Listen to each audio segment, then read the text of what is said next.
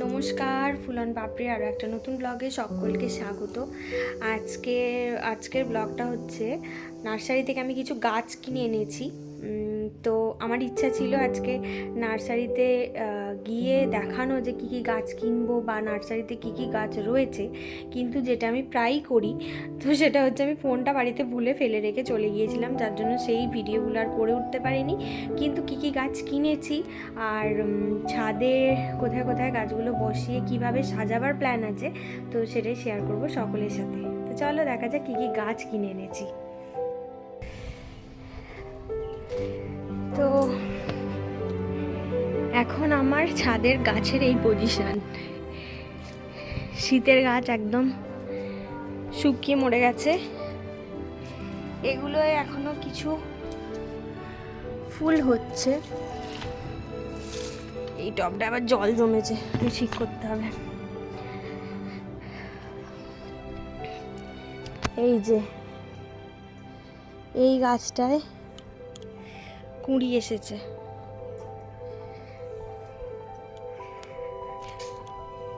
এই পিটুনিয়াগুলো এখনো ফুল দিচ্ছে। এখানে একটা আছে। এখানে সব টব পরিষ্কার করে ফেলেছি, প্রায় নয়নতারা বসিয়েছি। আর এবারে ইচ্ছা আছে আমার নয়নতারাগুলোকে একটুখানি কাটিং করে করে ঝাড় করার।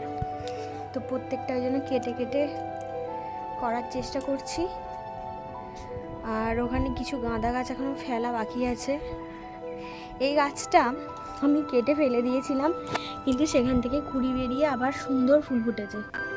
তো যাই হোক, হনুমানের উপদ্রবে আমি বেল জুঁই এসব কিছু ছাদে লাগাই না।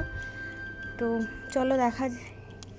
এই গাছটাতেও বেশ ফুল হচ্ছে, তুলে পুজো করছি। এই যে এনেছি এই গাছগুলো, মেনলি এনেছি আমি অপরাজিতা, একটা থোকা নীল।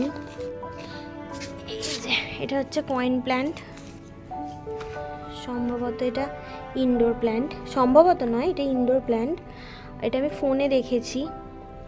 এটা মনে হয় জলের ভিতরেও এই গাছটা হয়, ওই অ্যাকোরিয়াম বা কিছুতে। তো নার্সারিতে সেটা জান না বললো। আমি এটা একটুখানি ফোনে দেখে সেইভাবে বসাবো। আর তো আছে এই যে পিঙ্ক কালারের কাগজ ফুলের গাছ, বোগেনভিলিয়া বা বাগান বিলাস, যে যেটা জানে। এই তিনটে গাছই আমার এই যে শেডটা রয়েছে, তো এই শেডের এই চারপাশ দিয়ে আমি বসিয়ে এটাকে তুলে সাজাবার প্ল্যান আছে। আর এনেছি দুটো বড় টব। বাবা, এটা এক হাতে তোলা যাচ্ছে না। যাই হোক, এগুলোকে আমি বসাবো যখন, সেটারও আমি ভিডিও দেব। আমি চলেছি ছাদে। আর আমি যে গাছগুলো কিনে এনেছিলাম, তো সেগুলো এখন পটিং করব। ফার্স্ট করব কয়েন প্ল্যান্টটা। কয়েন প্ল্যান্ট বসানোর জন্য আমি এই পটটা ইউজ করছি, কেননা কয়েন প্ল্যান্টের এমনই একটা টবে বসাতে হয় যেটাতে কোনো ছিদ্র রাখা যাবে না। তো এই পটটাতে কোনো ছিদ্র নেই। আর এটা পদ্ম ফুলের যেরকম গাছ বসানো হয় মাটি, তার সাথে বেশিরভাগটা জল এরকম ভেসে থাকবে। আর এই যে গাছটা,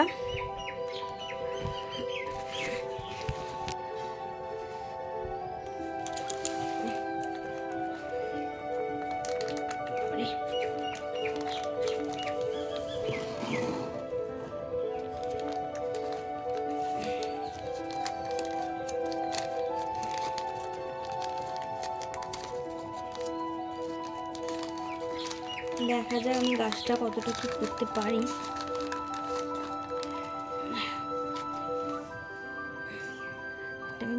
বসিয়ে দিলাম।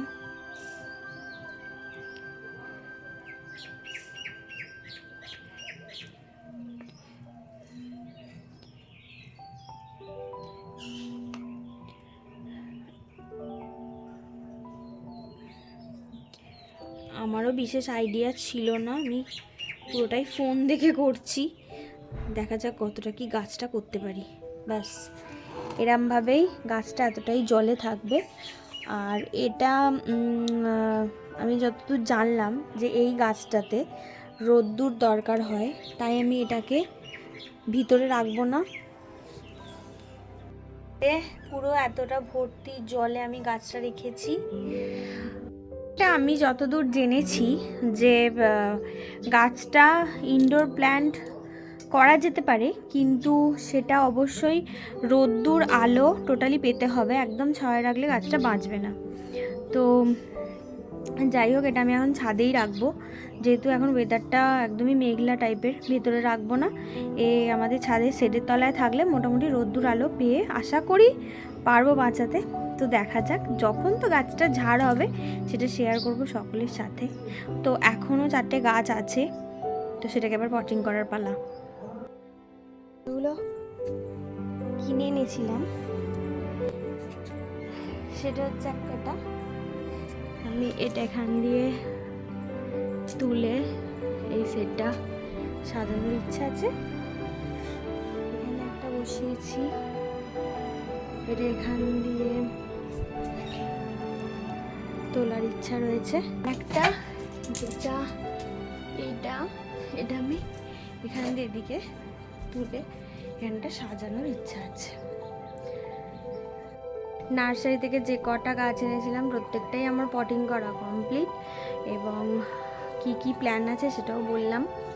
তো এবার আমার প্ল্যানটা সাকসেসফুল হবে বা গাছগুলো এইভাবে উঠে সুন্দরভাবে ফুল হবে, তো তখন তো আবার থাকবে। তো আজকের ভিডিওটা এই পর্যন্তই, দেখা হবে আবার নতুন একটা ব্লগে। আজকের মতো টাটা।